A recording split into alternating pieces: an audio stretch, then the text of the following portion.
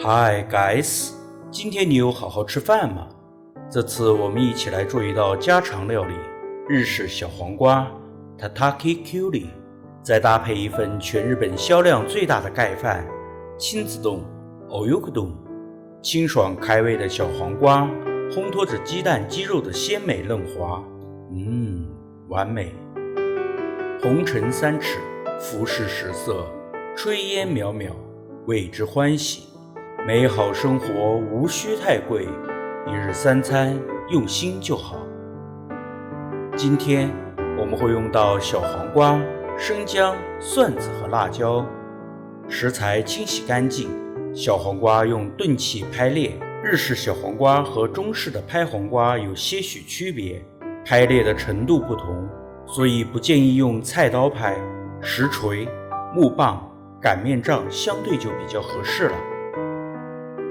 用手将拍裂的小黄瓜撕开，去除黄瓜籽。生姜切末，蒜子磨成蒜泥，辣椒切圈。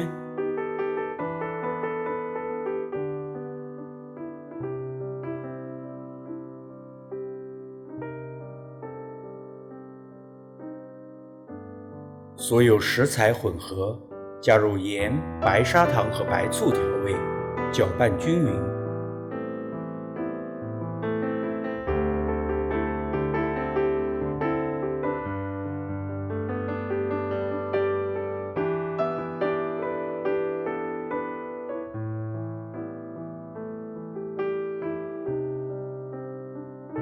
装入容器内，再用1叶子的重石等重物压着，腌制2小时以上，入味即可食用了。趁着腌制小黄瓜的空隙，我们来做一道美味的亲子冻吧。具体的烹饪方法，大家可以参照我的另外一条视频菜谱——亲子冻 Oyuku don。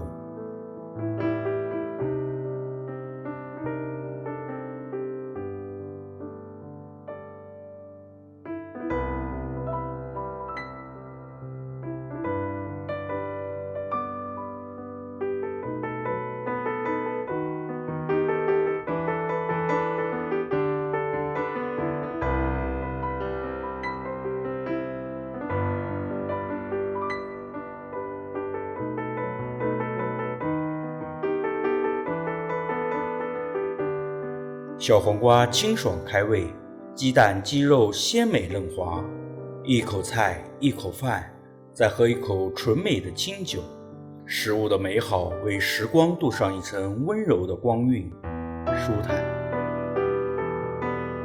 好了，我的肚子已经开始咕噜咕噜地叫了，我要开始吃饭喽。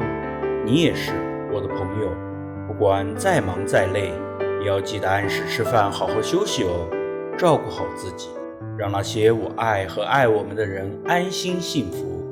如果你喜欢我的视频，就关注我的频道吧，并且为我点赞加分享哦。那么今天就先这样吧，我们明天见，拜拜。